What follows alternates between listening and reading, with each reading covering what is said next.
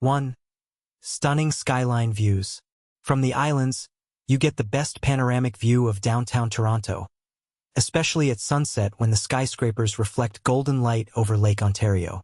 It's a photographer's dream and a favorite spot for travelers and couples. 2. Peaceful escape from the city. Just a 15-minute ferry ride from the busy downtown, yet it feels like a whole different world, calm, green, and quiet. No cars are allowed on the main islands, so the air is fresh and peaceful. 3. Biking and walking trails. The islands have beautiful bike paths and walking trails surrounded by trees, beaches, and open lawns. You can rent bikes or pedal boats and explore at your own pace. 4. Beautiful beaches.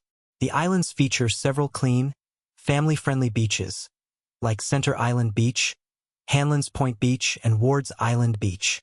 Hanlan's Point even has a clothing-optional section, making it unique in Canada. 5. Natural beauty and wildlife. The islands are home to lush gardens, bird sanctuaries, and small forests. You might spot swans, ducks, and herons along the lake, a treat for nature lovers and photographers.